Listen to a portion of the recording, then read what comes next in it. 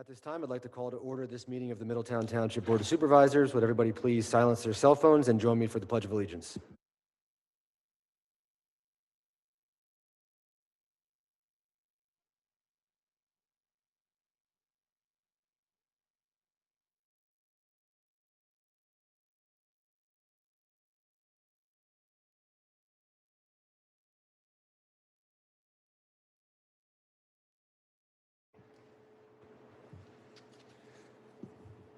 Good evening, everybody. A couple of announcements and special items tonight. First, the next Board of Supervisors meeting will be Monday, December 7th, 2020 at 7 p.m. And secondly, we have a proclamation declaring November 28th, 2020 Small Business Saturday, which I will read. Whereas the Township of Middletown celebrates our local small businesses and the contributions they make to our local economy and community. According to the United States Small Business Administration, there are currently 30.7 million small businesses in the United States. They represent 99.7% of all firms with paid employees in the United States, are responsible for 64.9% of net new jobs created from 2000 to 2018. And whereas small businesses employ 47.3% of the employees in the private sector in the United States, 62% of U.S. small businesses reported that they need to see consumer spending return to pre-COVID levels by the end of 2020 in order to stay in business. 65% of U.S. small business owners said it would be most helpful to their businesses to have their, quote, regulars return and start making purchases again. And 3/4 of U.S. consumers are currently looking for ways to shop small and support their community. And whereas 96% of consumers who shopped on Small Business Saturday agree that shopping at small, independently owned businesses supports their commitment to making purchases that have a positive social, economic, and environmental impact, and 97% of consumers who shopped on Small Business Saturday agree that small businesses are essential to their community. And whereas 95% of consumers who shopped on Small Business Saturday reported that the day makes them want to shop or eat at small, independently owned businesses all year long, not just during the holiday season. And whereas Middletown Township supports our local businesses that create jobs, boost our local economy, and preserve our communities. And whereas advocacy groups, as well as public and private organizations across the county, or country rather, have endorsed the Saturday after Thanksgiving as Small Business Saturday. Now, therefore, be it proclaimed by the Board of Supervisors of Middletown Township, Bucks County, Pennsylvania, that November 28th, 2020 be designated as Small Business Saturday, and urge the residents of our community and communities across the country to support small businesses and merchants on Small Business Saturday and throughout the year. And I forgot to call roll. Mr. Tosti, would you please call roll? I turned my mic on too, and I was Ms. Strauss. Here-ish. Ms. Payne. Here. Ms. Quirple. Here.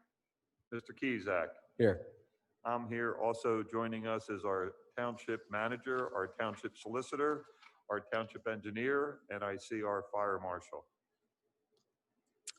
Thank you, Mr. Tosti. Next on the agenda are the consent agenda items, and they are as follows. Item A, consideration of authorizing payment of November 16th, 2020 bill list in the amount of $3,148,716.80.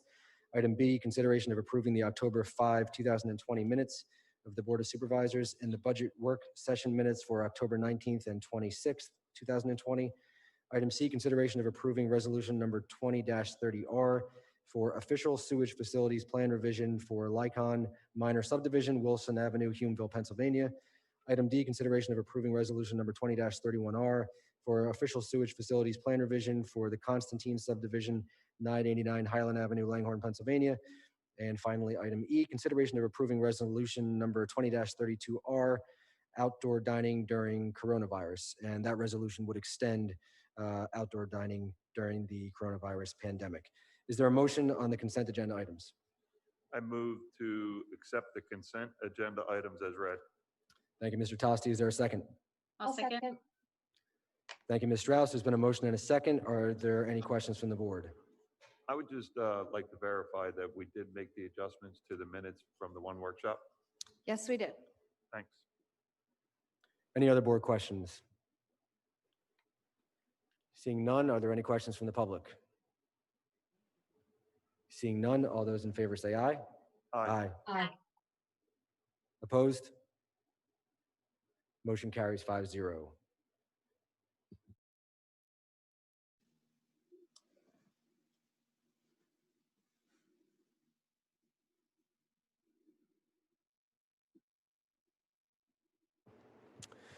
Next on the agenda is consideration of authorizing purchase of building control access system from Mercury Systems LLC, CoStar's vendor, at a cost of $56,260.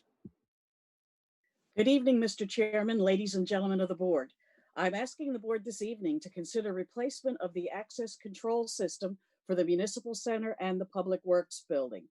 The system at the admin building, the police side is 20 years old and the admin side was added almost 10 years ago.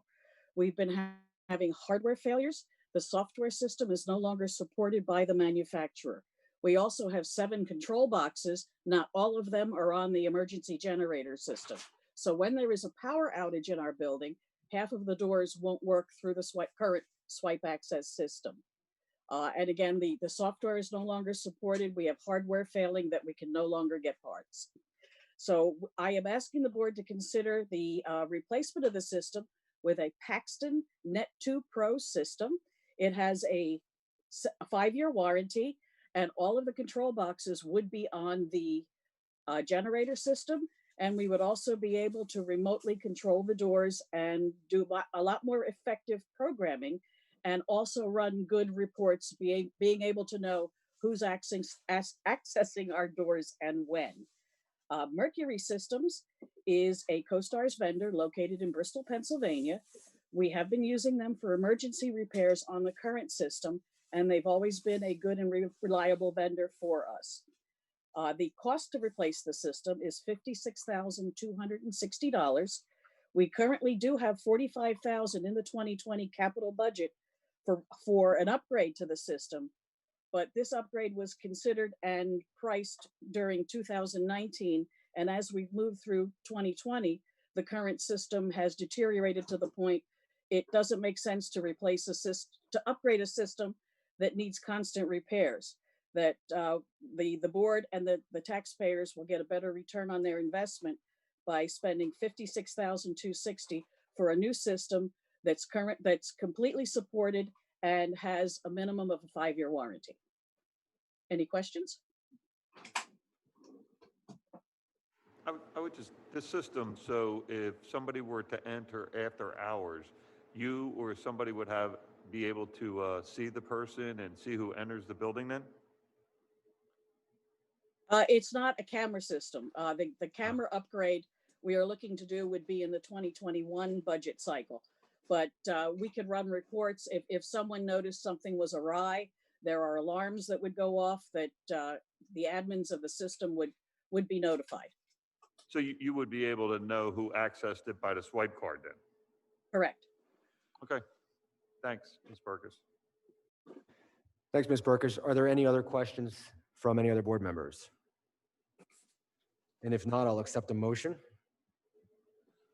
I'll make a motion. I move to award the replacement of the building access control system to Mercury System LLC in the amount of $56,260.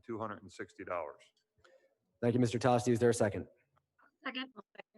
Thank you, Ms. Payne. There's been a motion and a second. Are there any board questions at this time? Seeing none, are there any questions from the public? Seeing none, all those in favor say aye. Aye. Aye. Opposed? Motion carries 5-0. Thank you all very much. Thank you, Ms. Burkus. Next on the agenda, consideration of authorizing development of a police department early retirement incentive program for 2021.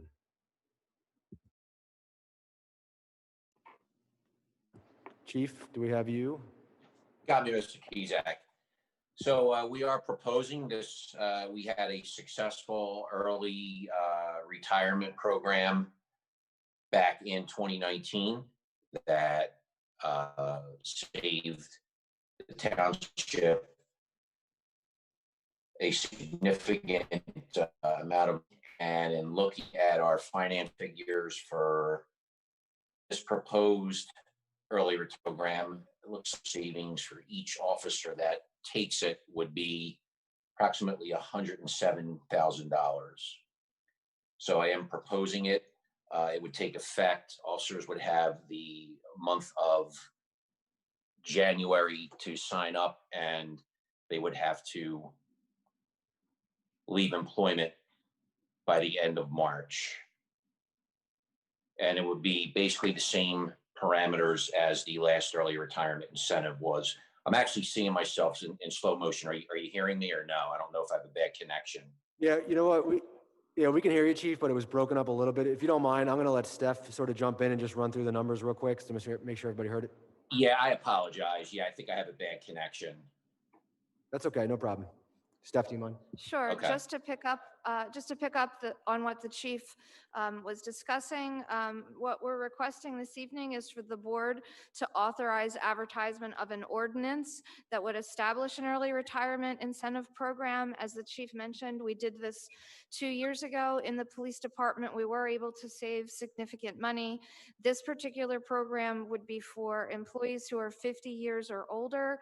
It would be a cash incentive of $100,000. They must decide by January 31st, and they need to retire by March 31st. It would be a one-time offer.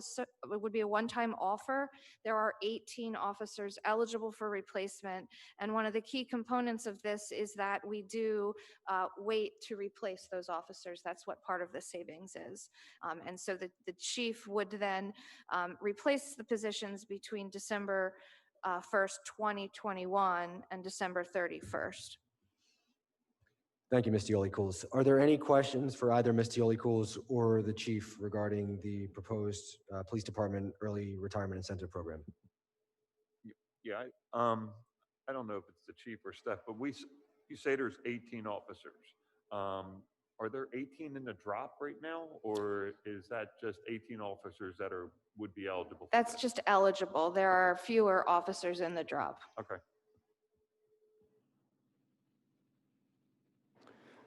Are there any other board questions, or if not, I will accept a motion on this item.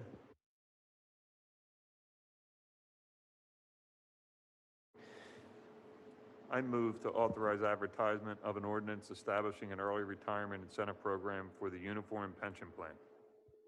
Thank you, Mr. Tosti. Is there a second? Second. Thank you, Ms. Corporal. There's been a motion and a second. Are there any board questions at this time? Seeing none, are there any questions from the public? Seeing none, all those in favor say aye.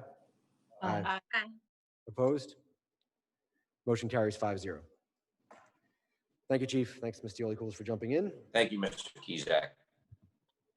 Next on the agenda, consideration of awarding the Langhorne Gables Drainage Project. Yes, Mr. Ennis.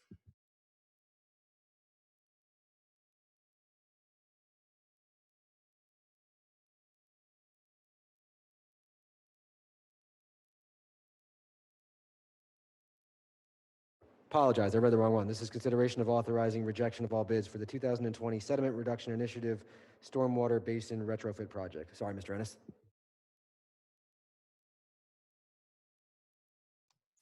We're not getting any audio from Mr. Ennis, at least not through the Zoom. We can't Check hear you and either. see if the microphone's on, Pat. There's a button on the back there.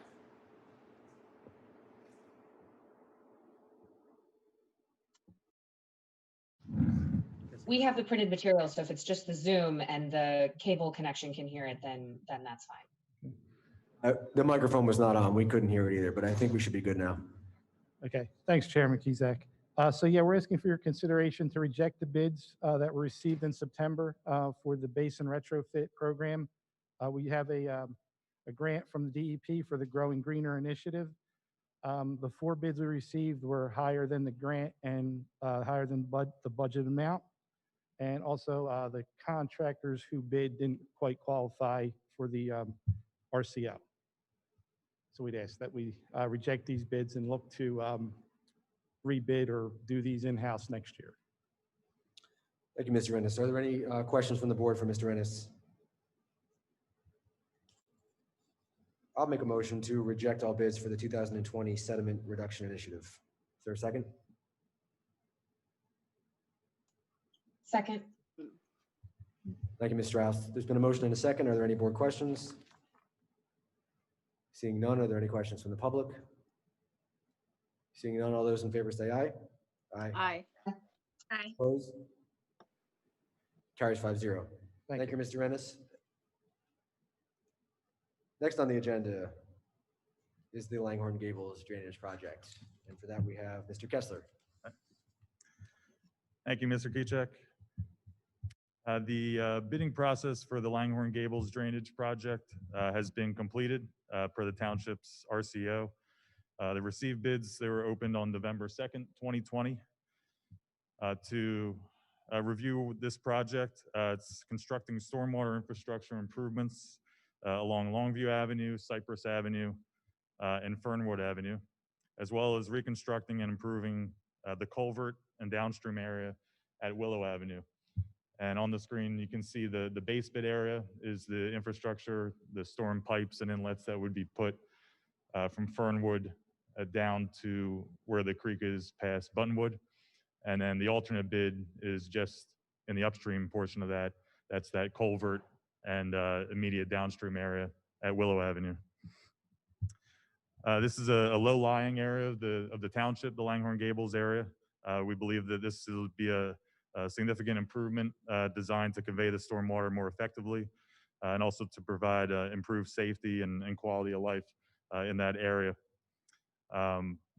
The township's been awarded a PA small sewer and water grant in the amount of $275,000 earlier this year for this project, and that will offset a significant portion of the cost to the township. A copy of the awarded grant was included in the packet for your reference as well. The balance of this project is planned within the budget for the storm, sewer, and drainage capital projects. We recommend the award of both the base bid and the alternate bid number 1 to the total amount of $480,742.50. And I'd be happy to answer any questions the board may have. Thank you, Mr. Kessler. Are there any board questions? I don't have a question. I just want to make a comment. This is a long overdue project that, I want to thank you for the work you've done on this, Mr. Kessler, but I'd also like to thank the state reps in our township that secured this bond or this grant for us, Representative Davis, Galloway, and Barry, so that we're able to do this project. So I appreciate the work you're doing on this. Thank you very much. And I'll thank the neighbors in the areas that the project will be done as well. We've worked closely with them in the design process, and we'll plan to continue to work with them as it goes to construction. It's near a few properties in that area, so we look forward to working with them. Any other questions? And if not, I can accept the motion. I'll make a motion to award the base bid and alternate bid number 1 for the Langhorne Gables Drainage Improvement Project to the total of $480,740.50 to CDU Stormwater Maintenance and Management System, LLC. Thank you, Mr. Tosti. Is there a second? I'll second. Thank you, Ms. Payne. There's been a motion and a second. Are there any board questions at this time?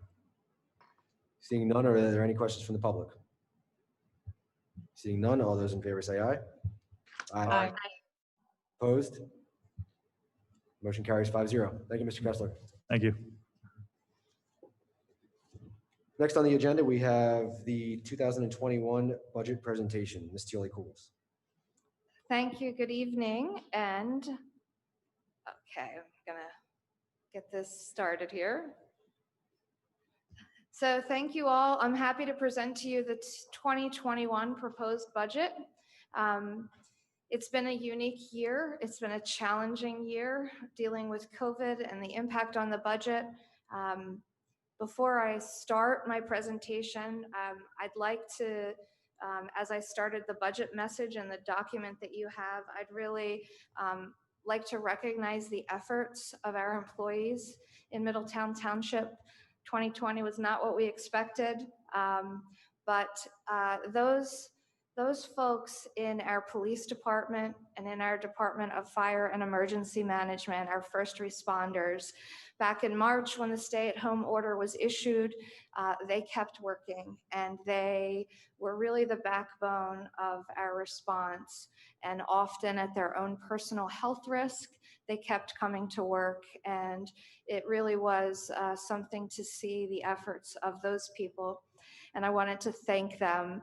Also to the balance of our employees in all of our departments who adapted, who shifted, learned how to do their jobs differently, learned how to telework, learned how to creatively come up with different ways to provide services and keep moving the ball down the field.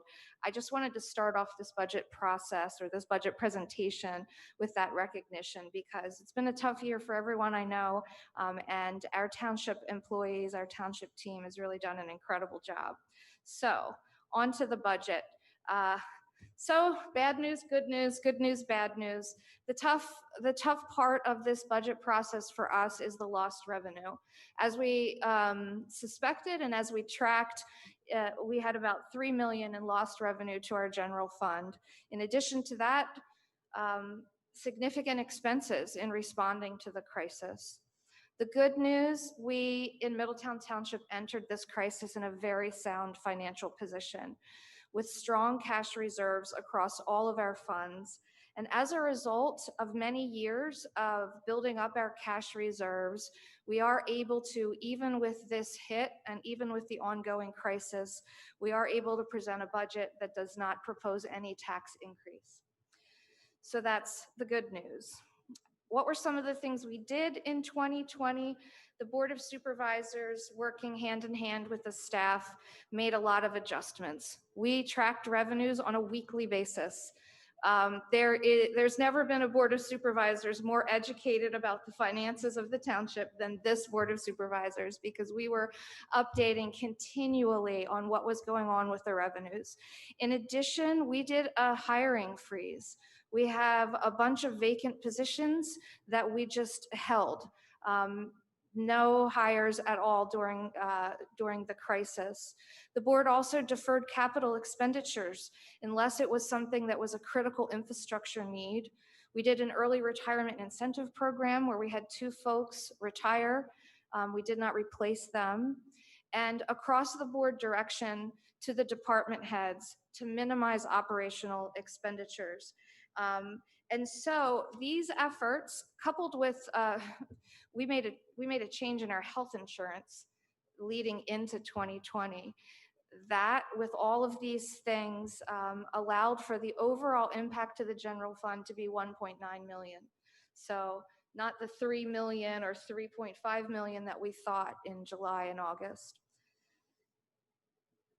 The budget process this year, we started a little bit later because we wanted to make sure we knew as much as we could about our revenue sources. In October, at our first meeting in October, the department directors came in and laid out all of the potential capital improvement projects. We had 2 budget workshops that were publicly advertised, that were attended by residents. This evening is the public presentation, and the board will have the opportunity at the end of my presentation to authorize advertisement, and that will kick off the required 20 days public notification period.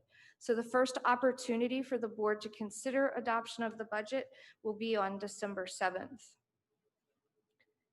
Overall, the budget is balanced. It includes 36.6 million in overall operating expenditures across funds and 6.4 million in capital expenditures. 2 big things. Obviously, as I mentioned, budgeting, we need to take into consideration the uncertainty of the pandemic. We are projecting that there will be continued impact in 2021.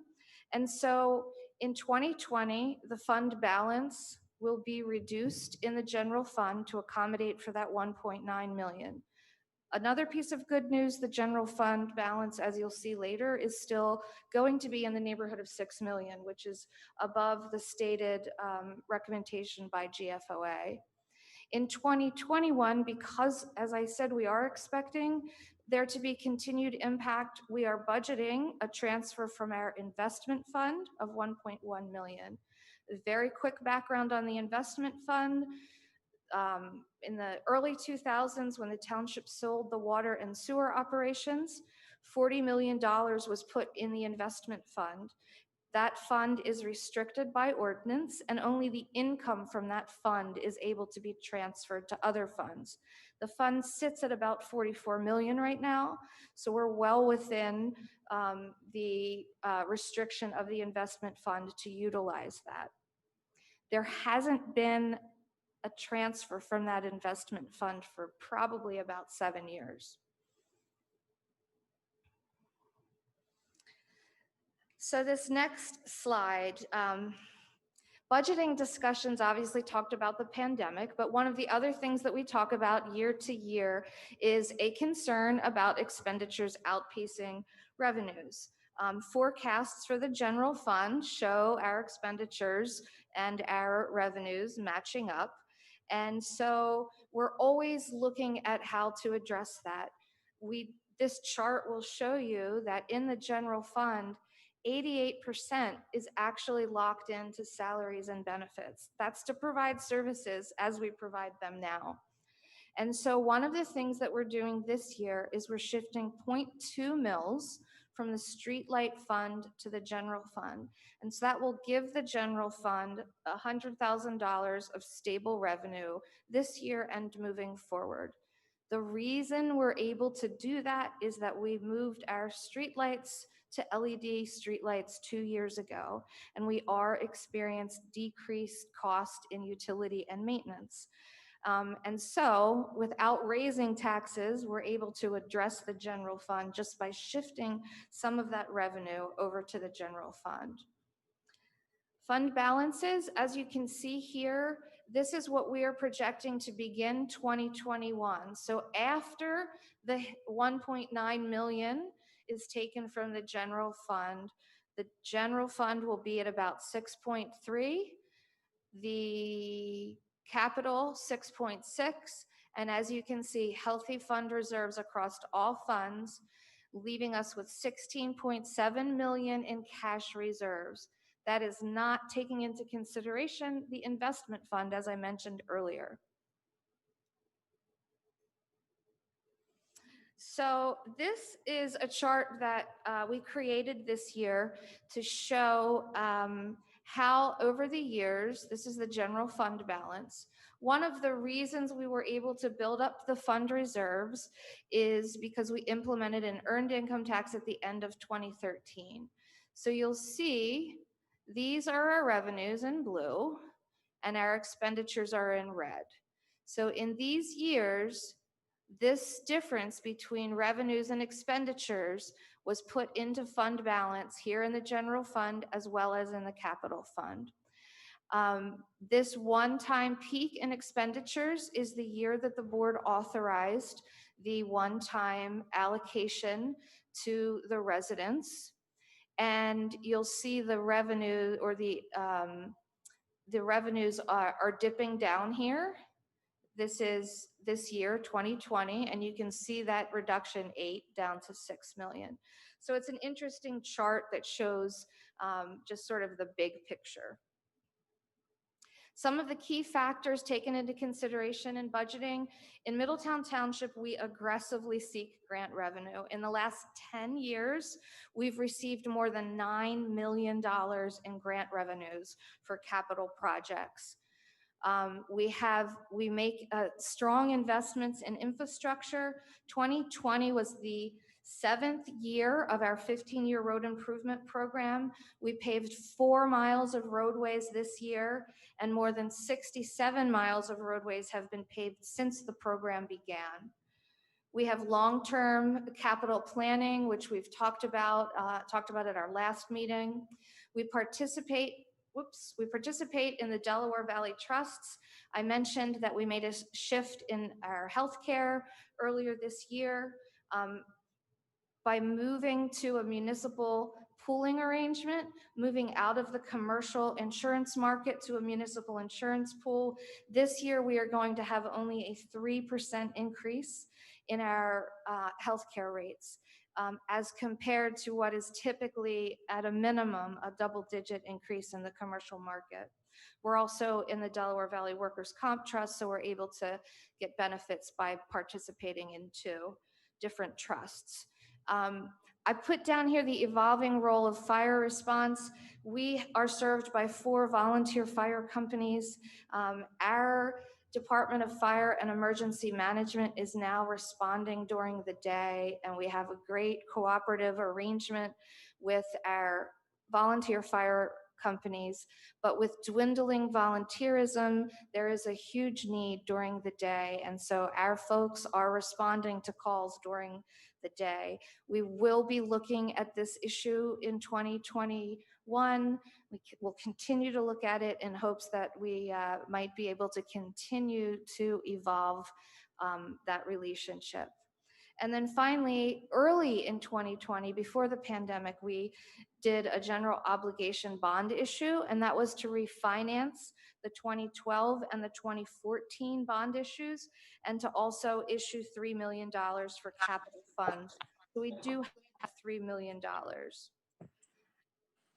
A couple of highlights for you from a financial standpoint. We just heard a week ago that we, for the second year in a row, received the Government Finance Officers Association Distinguished Budget Award. A real feather in our cap. It's a very difficult award to achieve. We have the document here tonight that we're distributing. This will be available for everyone to take a look at. Of course, this year GFOA decided to raise the bar even higher. So we have 2 new sections in here about performance management and long-term budgeting. We also have many years received the Certificate for Excellence in Financial Reporting, and you'll see the little icon here showing that Middletown is one of 11 municipalities in Pennsylvania that hold both awards. And then finally, in November of last year, we received a AAA bond rating. So again, these are the good news items. We're in difficult times, but we have a good, solid foundation. Our pension, we talked about this in September, but we have every September, we need to certify to the board what the minimum municipal obligation will be. As you can see, our police pension will require a 3.3 million contribution this year, and our non-uniformed 422. You can see over the years how that has been increasing. Slightly lower this year. As people move in and out of the drop and as folks retire, the actuarial valuation is done on odd number years. So this year we are looking at the 2019 valuation for this. From a personnel standpoint, this budget proposes to fill the vacant positions that exist in our organization. We're proposing 1 additional employee in Public Works, and we are proposing to convert 2 part-time positions in fire and emergency management to full-time. Again, the fire and emergency management positions are to assist in that long-term solution for daytime response. In our Public Works department, our team in Public Works has taken on more and more responsibility, and this will really help them. And so the budget as presented includes 115 full-time employees, 27 regular part-time, and 72 seasonal. Our general fund balanced 22.3 million. Our general fund revenues, as you can see, EIT is the biggest piece of pie, followed by the real estate tax at 17%. Also, we have local services tax, real estate transfer. This year, we've got this inter-fund transfer, and then amusement down here, 5%. This shows you our millage, 17.57, and again, we made a slight change from here to here. This was 7.125 last year. The real estate tax in Middletown Township, for the average homeowner in Middletown, the taxes you pay to Middletown Township are $517. For every dollar of real estate tax that you pay in Middletown, this little sliver is what goes to Middletown. 12 cents of that dollar goes to the county, and the big chunk of your real estate taxes go to the school. Act 511 taxes are the menu of other taxes we have. We're going to go into greater detail about each one of them, so I won't take too much time. The amusement tax, this is primarily Sesame Place. It's a 5% tax. You can see the big hit that we took this year as folks weren't able to go to Sesame Place for most of the season. Again, we're predicting a rebound to some extent, but this is the bulk of the lost revenue that you see right here. Our earned income tax, this is something that early on in the pandemic, with unemployment, with businesses shutting down, we had anticipated that the EIT was going to really show a decline. Surprisingly, not just in Middletown, but across the region, earned income tax remains steady. So for us in 2020, we were right around budget, and we are projecting that that will stay the same next year. Business and mercantile, our mercantile tax, I'm sorry, not business, mercantile tax, we took a slight hit on this. You can see the revenues being down here. The last time the revenues were low is the recession of 08 and 09. The mercantile tax, we spent some time this year trying to figure out what industries and what sectors were really impacting this. Interestingly enough, the automotive sector pays the biggest portion of the mercantile tax. Then we have grocery, large retail, small retail. So those are the big things. As we move forward, these are automotive and grocery did okay during the pandemic this year. Hopefully, you'll see some of these, obviously restaurants and entertainment are things that had a tough time this year. Hopefully, again, we're trying to be cautiously optimistic.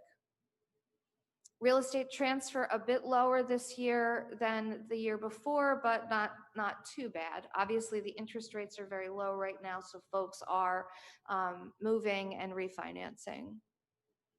Our expenditures, as is typically the case, a big piece of the pie goes to the police department. That's 51%. And then over here, employer paid benefits is 20%. Then you've got public works, building and zoning, fire and emergency, and then some other smaller pieces of the pie.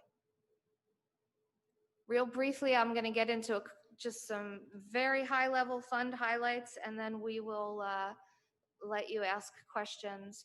We have a fire protection and ambulance fund. This is where tax revenue comes in and goes out to the rescue squad and to the volunteer fire companies. We did budget this year for the volunteer firefighter incentive program, so we do plan to continue that. Our Parks and Recreation Fund, where all the Parks and Rec expenses are segregated. Real estate tax for Parks and Rec comes in here.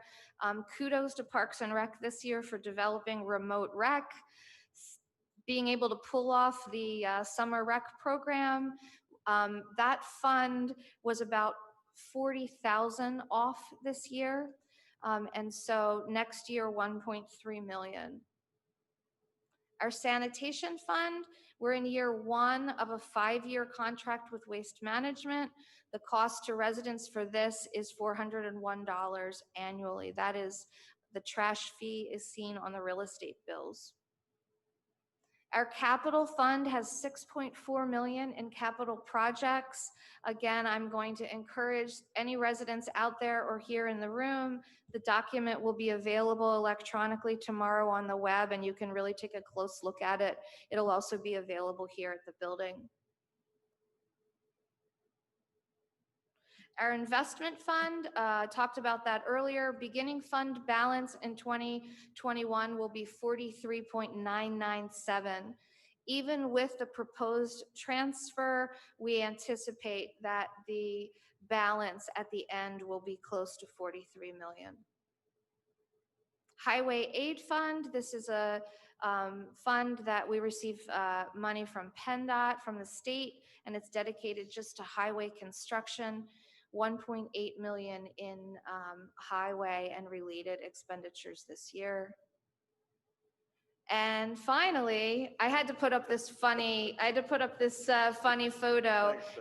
We did a lot of fun stuff this year with social media, and one Saturday morning, Nick was doing a Fast 5 with Tom, and they showed up with the same t-shirt on, so I wanted to throw that one in there. So anyone who's out there that wants to see the budget, you can go directly to our website /2020 budget. Again, it will be prominently displayed as well on the homepage.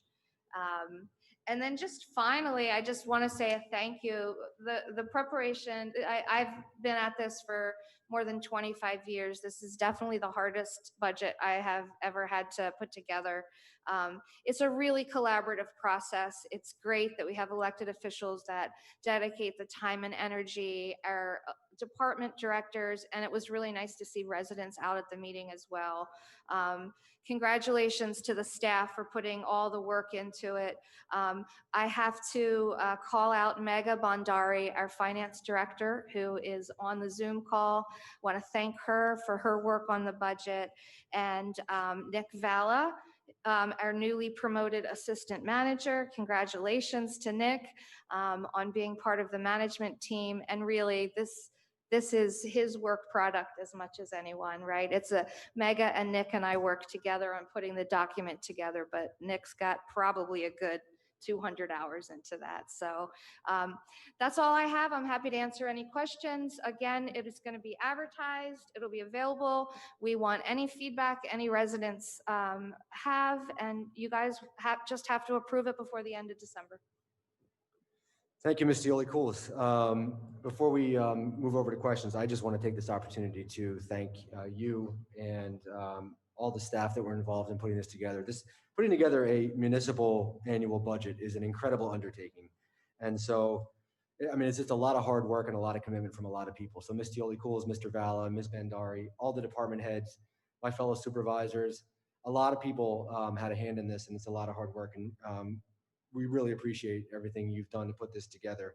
I also want to commend Ms. Dioli-Cools, Ms. Bhandari, and Mr. Valla on the financial recognitions that you once again received. It's always great to be recognized for the type of accomplishments and the hard work that goes into putting together a budget. And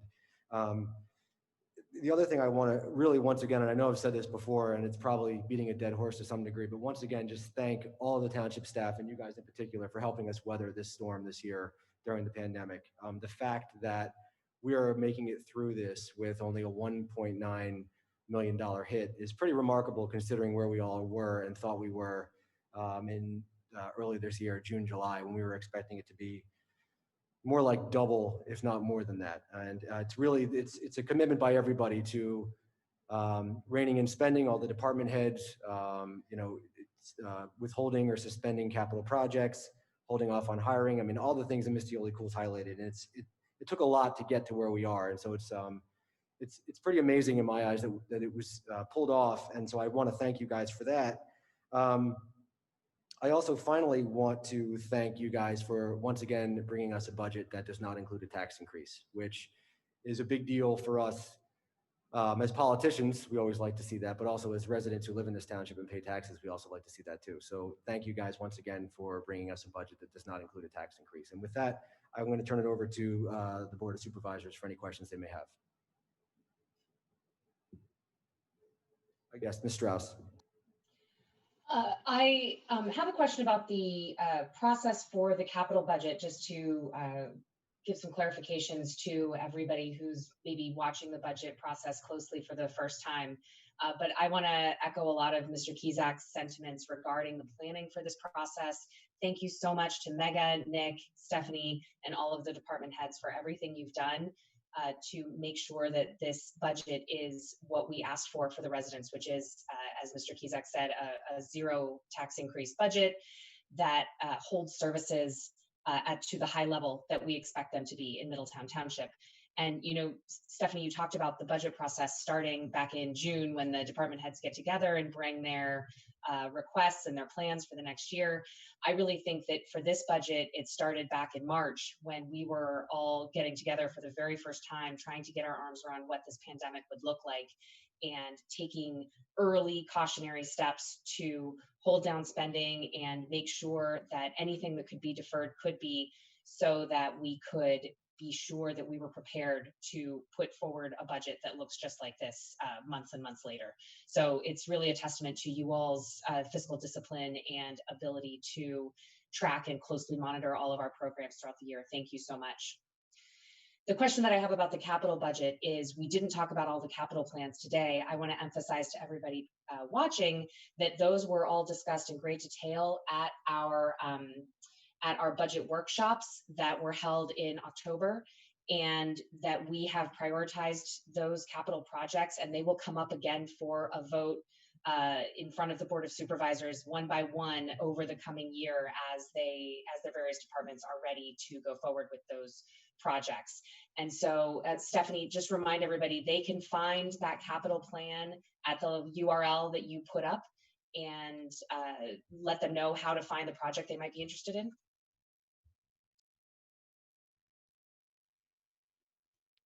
Sure. It is going to be on our website. It will physically be here, and the capital plan starts on page 197. Yes, 197 is the capital plan. I think it's also important probably to note that this is a plan. This is a guideline. There are times when the board makes changes even mid-year, right? And something being in the capital plan doesn't always mean it's going to be funded, because you have structured a scenario where we have our plan, and when a project is ready to be presented, it comes back to you, and you have the opportunity to talk about it and decide if you want to move forward with it again. So you always have that other bite at the apple. It doesn't end tonight. Thank you. Any other board questions? I have to say, there isn't really much to add. You and Amy pretty much hit it spot on. So I would like to thank everybody involved in the process. You did a great job again. And again, there's no tax increase again. And I think the residents will really appreciate that.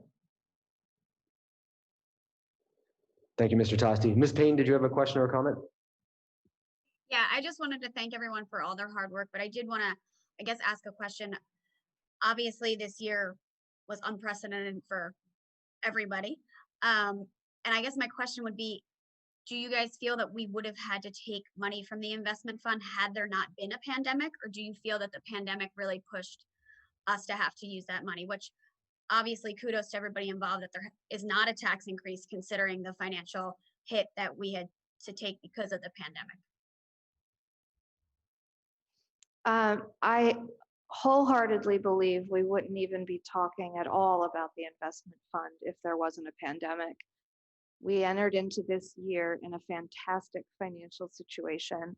And so, no, I don't think we would have done that. And in fact, I'm hopeful that we won't make that transfer. I'm hopeful that things are going to turn around and the economy is going to rebound, and our folks are going to be working, and we're all going to be eating at restaurants and buying cars and doing things by the end of 2021 that we are not required to transfer that money. Thank you. Thank you, Ms. Payne. Any other questions from the board?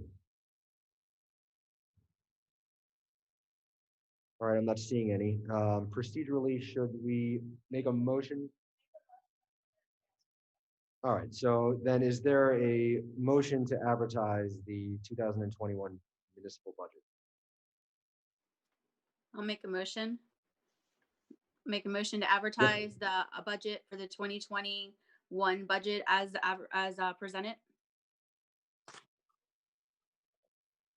Thank you, Ms. Corbel. Is there a second? Second. Oop, thank you. There's a motion and a second. Are there any board questions at this time? And now I'll turn it over to the public for any public questions or comment concerning the motion to advertise the budget. Yes, ma'am.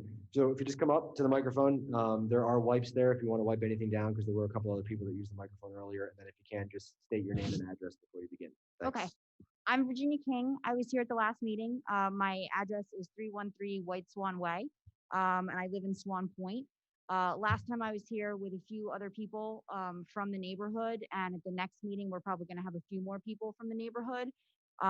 What I saw with the last budget, and maybe I'm not understanding the process correctly, I know you'd spoken to me on the phone about generally how it works. And I guess my only question before advertising this budget is, how do we get the funds to get the light at this intersection, as we were discussing before, to become a priority 1 instead of a priority 2, as it was relayed to us last time?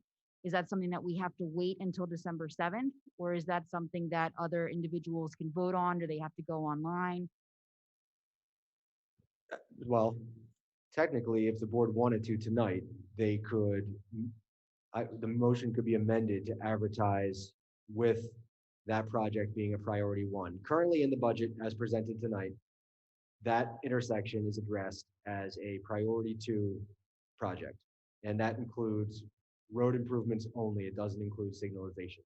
And in terms of the cost difference, it's about a $300,000 swing to go from just road improvements to traffic signalization. So one of the things, and I remember you did speak at the budget workshop, and one of the things we talked about then and what we've been doing since then was to try to do a broader look on a more township-wide basis. What are the intersections in the township that are problematic, and what are the ones that need to be addressed? One of the concerns I had at the last meeting was that the accident history at this particular intersection did not seem to be that significant, meaning there just were not a lot of accidents over the years at this particular intersection. And so the question was, is that a good expenditure of the residents' tax dollars, $500,000 to put a traffic signal at that intersection? That process is still ongoing. There are still discussions and meetings that are happening, so it's not complete. What we could do tonight is amend the budget to include signalization and include it as a priority 1 project as when we advertise it. That doesn't mean you're getting a traffic signal at that light. The way this works with every capital project is that at some point in 2021, the board would have to vote on and actually approve to fund that project. And that's with every capital project, not just this one. So that would be the mechanism that it would happen. Okay. So I would like to suggest and ask that we move it to a priority 1 for a signal. And one of the things that I wanted to bring to the board's attention, and I don't know if I'm on camera, I guess I am, to everyone on Zoom, is 3 days after our last meeting, when there was a few of us here from the neighborhood, we had an accident right at that intersection. That is exactly what we were talking about the entire time. And this accident, the way that it happened, involved 3 vehicles. And what you can't see on this, I can actually hand this up if anybody wants to look at it. It's not just a minor fender bender. It was pretty bad. There was a child involved in one of the cars. And the one vehicle that you can't see here, that's one of my neighbors who will be at the next meeting when the board votes, was pushed up right next to the Swan Point development sign, up over the curb. He's a nice gentleman who walks 3 dogs around our neighborhood all the time. He's involved in this. The woman that got out of this car was just hysterical. The child that was involved here and the other guy. This is the reason, the way that this intersection is framed and the way that this accident occurred is why, if you only widen the lanes or put in the turning lanes, it's not going to work. And the reason why is because the way this intersection is structured is because when one car stops to turn left, if you're coming from the main roadway down Woodburn and Swift is on your right-hand side, when they stop to turn left, cars go around them. So if you have a wider lane, they're just going to keep going and they're going to hit the person that's trying to turn from the opposite direction, trying to turn onto Swift. And it happens all the time. And it's not just the accidents, it's also the near misses. So even though there might be some reports that suggest that there's not that many here, it's not that dangerous, everyone in this community, when we came back and reported to the neighborhood, everyone was upset that this didn't really seem to be a priority 1. And so with that in mind, I would just like to keep the board members in mind, if you're going to be voting, especially on December 7th, there are a lot of people that care a lot about this intersection, that want to see this go through. We would like to have this as a priority 1. We would like to have the board's full support of bringing this up and making this a priority and getting it done as quickly as possible. So from a procedural standpoint, in order for us to vote on a budget at the next meeting, it needs to be advertised at this meeting, following this meeting. I think what you can do to be safe is you could just amend the motion to approve it to include the signalization added in to the capital plan. In the meantime, between now and December 7th, you will get the report from us, and then you'll make the decision on the budget. But if, in an abundance of caution, if you add it in now, as we've talked about, you don't have to fund it. But you wouldn't have to worry about re-advertising, or do you agree, Jim? Right, that was my, in abundance of caution, the prudent approach is to just put it in now when we advertise it, because it's easier to take it out than to put it back in, essentially. I'm willing to do that. I'm willing to, I'm willing to amend the motion that Ms. Corporal made to make it a priority one project. Okay, so, hold on one second. I believe Ms. Corporal has to amend the motion because it's her motion. So Ms. Corporal, you made the motion. In light of the discussion we just had, do you want to amend the motion to include the signalization of the Swift Road intersection as a priority one project, and including not just road improvements, but signalization? Sure. So we'll approve the motion and add in the signalization of it's Swift Road, I believe, correct? Correct. Okay. And to make it a priority one. And to make it a priority one. Okay. And who seconded that? Ms. Strauss? I think it was you me. seconded- Yeah. Do you want to second the motion again as amended? Sure, I'll second the amended motion. Okay, so now we have a new motion, and that is an amended motion. And Ms. King, do you have any additional questions or comments at this time? Not that I can think of right now. Okay, thank you. Are there any other questions or comments from any members of the public? There is one virtual comment coming in now. Thanks.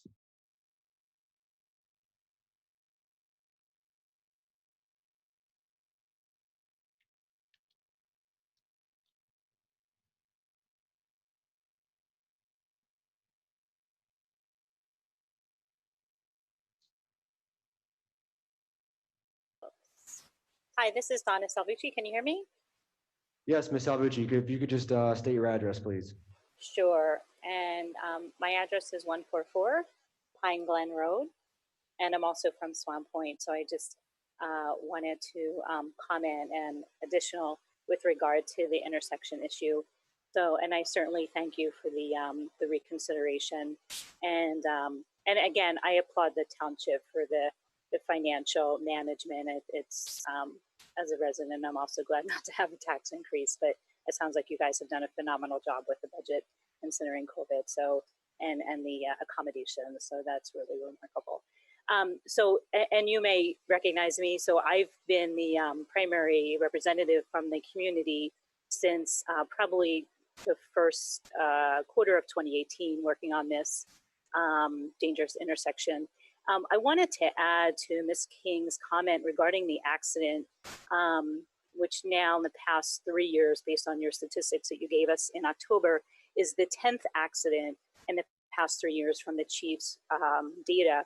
So in that particular accident that she held up the picture, all 3 vehicles involved were taken away on flatbeds. These were not fender benders. These vehicles were significantly damaged and were not able to be driven away. So I wanted to add that piece, that is typical for what happens here. And the other thing I'll just ask you to think about, and again, I know you're amending the budget for consideration, is it just from a personal perspective, in any of your developments, have you had 10 accidents at the entrance to your developments in the past 3 years, let alone near misses? So just something to think about if you're considering looking at other intersections. I don't know anyone else in Middletown Township that's had 10 accidents at the entrance to their development.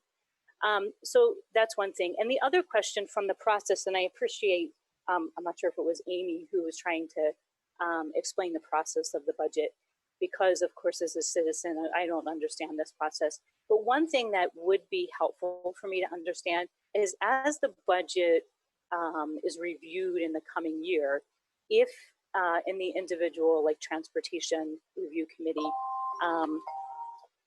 if there are changes and there are reviews being made, and they look at the traffic light and they decide, no, that's too much at this point, and we're just going to look at turning lanes or shoulder adjustments.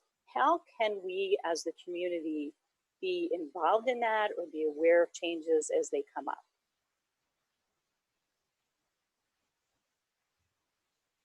Really just monitoring the agendas of the Board of Supervisors, right? These items will be coming to the agenda, and you have every opportunity to participate in the meetings when they're on the agenda or when they're not on the agenda. And let me say this, Ms. Salvucci, one of the things that me and my fellow board members try really, really hard to do, and I think pride ourselves on, is being accessible to the residents in the township.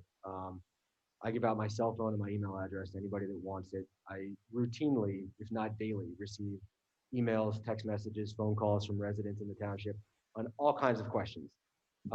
Anytime you have a question or an issue or a concern, you can always reach out to any of us directly, and you can always reach out to Ms. Theoli Cools at the township building directly, and we'll take it under advisement. So, I mean, we're not strangers. We live in the township. We're here whenever you need us or whenever you have something that you want to discuss. And other than that, the other way would be, as Ms. Theoli Cool says, by monitoring the agendas and coming to meetings. Public comment at public meetings is open for any topic, not just agenda items. So any resident can come to any public meeting and make a comment on any topic they want during the public comment section. So when I look at the agendas, they don't quite look very specific to me with regard to specific changes and budget specific items. So would it be safest to just check in advance with one of you directly before each meeting, so we're not attending every meeting if it's not necessary? Or You can always contact me. I'm sorry, who is that? You can definitely check in with the township manager's office. One of us will gladly talk to you about the details of the agenda. Okay, and I'm sorry, my screen has a lot of people on it. Is that Stephanie? I'm not sure who's talking. The township manager. You can contact the township manager's office, Okay. and they'll always be able to know what's coming up on the next agenda. Okay, and that would be great. So thank you very much. I appreciate your consideration. Thank you. Are there any other questions or comments from members of the public concerning the 2021 budget? Nothing? Great, thanks. Then let's see, we have to take a vote. So there's been a motion and a second. All those in favor say aye. Aye. Aye. Aye. Opposed? Carries 5-0. Thank you.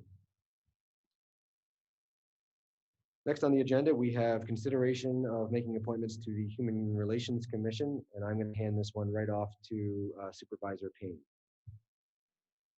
I'd like to make a motion to appoint the following residents to the Human Relations Commission. Craig Myers. Mr. Myers is a special education teacher at the Bucks County Technical High School. He holds a bachelor's degree from Temple University and a master's degree from the University of Pennsylvania. The next resident is Kathleen Commerce. Ms. Commerce is the Director of Human Resources for a manufacturing company and has worked on the Workforce Development Board and works with the Bucks County Women's Advocacy Coalition. The next resident is Dr. David DeVore. Dr. DeVore is a CEO of Graphland Technologies and a visiting scientist at Rutgers University. He's a member of the Science and Human Rights Coalition and was the founder of Bucks County SANE. He holds a PhD from Rutgers University. The next resident is Ms. Donna Boyle. Ms. Boyle was one of the founders of the Coalition of Natives and Allies and is a natives rights organization. And she's an advocate for that community. The next resident is Mr. Andrew Loretti. Mr. Loretti is a founder of an LGBTQ+ Alliance, which is a nonprofit foundation that serves the LGBTQ community in Lower Bucks County. He holds a bachelor's and master's degree from American University. The next resident is Bernadette Barone. Ms. Barone is a teacher and a STEM integration specialist at FDR Middle School in Bristol Township School District. She holds a bachelor's degree from Temple University and a master's degree from the Holy Family University and Cabrini University. The next person is Kathleen Simpson. She was actually previously a member of the Disabled Persons Board and is choosing to continue to serve the community as part of the Human Rights Commission. Thank you, Ms. Payne. Is there a second? I'll second. I'll second that motion. Thank you, Mr. Tosti. There's been a motion and a second. All those in favor of appointing those individuals to the Human Relations Commission, say aye. Aye. Aye. Opposed? Motion carries 5-0. And thank you to all those individuals for their willingness to serve. Next on the agenda is public comment on non-agenda items. Is there any public comment on non-agenda items?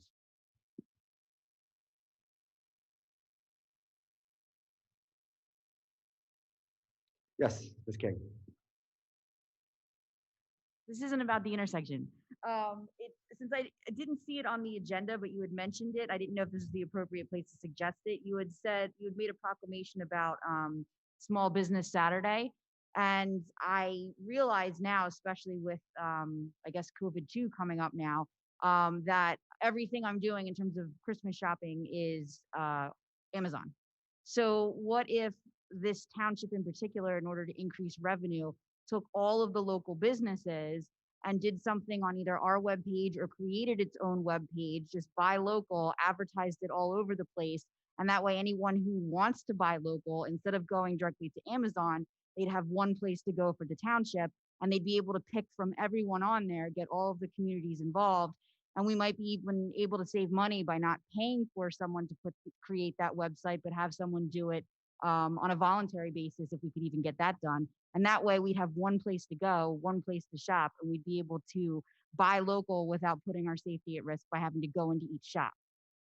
Just a suggestion. I didn't know who would be able to do that. I think that's a great idea. The board had a reopening task force in the middle of this. We did a lot to try to help businesses to reopen.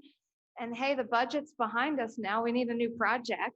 So shop Middletown. We got a couple weeks, Nick. I think If I that's could add, I'm sorry. Yeah.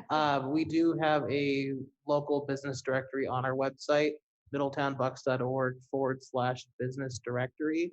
And those are all Middletown Township businesses on If there. you made that a website, not to cut you off, but if you made that a website rather than a link where you could actually go on and pick from different categories, like on Amazon, or search for things locally, I bet you, especially toys, Christmas type gifts, that type of thing, I bet you it would have a much better turnout, especially if it was much easier to use rather than giving someone like a longer link. Something exactly like you had just said, something that's easy to remember, something we could advertise all over the township, put it up on social media pages, one click, and you're into an entire world of just local shops. I think that might be helpful as well, rather than just having a list of the local businesses of clicking around here and there, something that's very easy. I keep saying Amazon, but something set up like that, but just local for us. We can definitely try to put something together. Okay, thanks. Thank you very much. Is there any other public comment on non-agenda items?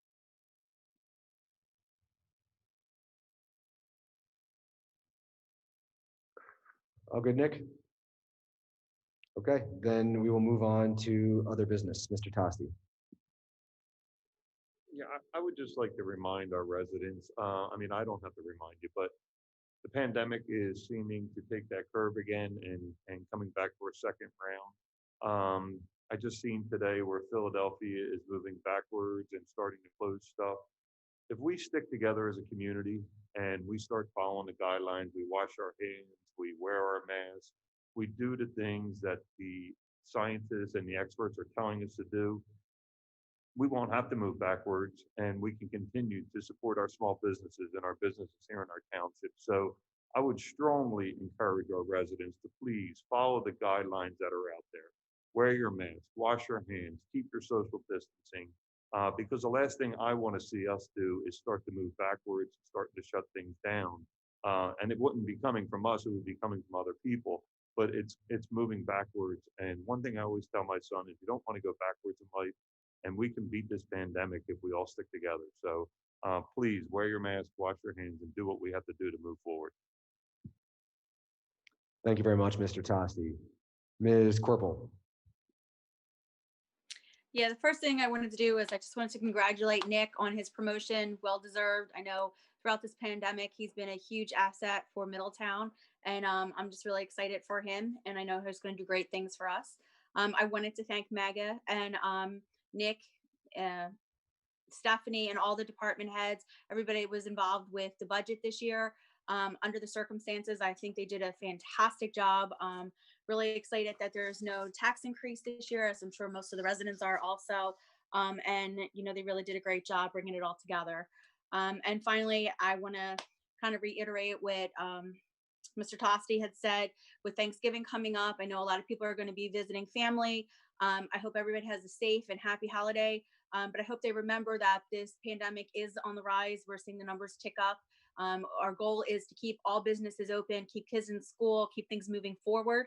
And if we wear our masks, we socially distance, and we follow the guidelines, I hope we can do that. I just think we need to all be in this together. And of course, I love the idea the resident had about the kind of Amazon-like shop for the local businesses. And if we can't pull that together this quickly, then I just encourage people to safely wear their mask, get out there and shop not only this Saturday for Small Business Saturday, but throughout the holiday season and onward, because we want to keep our businesses, we want to keep the people in our community working and just thriving. And I think that we can do that if we all think about it and how we're spending our money wisely. So have a good holiday season and happy Thanksgiving. Stay safe. Thank you, Ms. Corporal. Ms. Payne. I actually want to just echo what Supervisor Tosti and Ms. Corporal said about obviously the pandemic. It's on the rise. And as somebody who's immune compromised, I hope that everybody is wearing masks when they're going out and washing their hands. And even when you are gathering with family and friends over the holidays, please remember to try and social distance and wear your mask even when you're visiting family members, because it might not be that you might be okay, but you might give it to somebody else who won't be okay. And I want to thank everybody for their patience with this pandemic. I know it's been trying and it's been super hard and it's wearing on a lot of us, but if we just stick it out and stick together, hopefully we can get over the second wave. And maybe in the beginning of next year, it won't be as bad. I also want to echo the wonderful idea by the resident, because I also wrote the same idea down. And I was going to ask about it at a later time. So I think that's a great idea. And with the uncertainty of how the second wave is going to go, if we have the opportunity to shop locally for these next couple weeks, we should take advantage of that. And I hope everybody has a great Thanksgiving. Thank you, Ms. Payne. Ms. Strauss. I think it's been said. Thank you. Happy Thanksgiving, everyone. Thank you, Ms. Strauss. Ms. Tealy-Cools. Nothing, thank you. Mr. Esposito. Yes, I just did want to announce that the Board of Supervisors did hold 2 executive sessions previous tonight on October 19th and October 26th to discuss personnel matters. That's all I have. Thank you. Thank you, Mr. Esposito. Mr. Kessler. Just to echo the wish for everyone to have a safe holiday, Thanksgiving. Nothing else to add this evening. Thank you. And I think everybody else has pretty much said it all. So wear your mask, shop local, happy Thanksgiving. And with that, I will take a motion to adjourn. Motion. Is there a second? Second. Thank you. We are adjourned.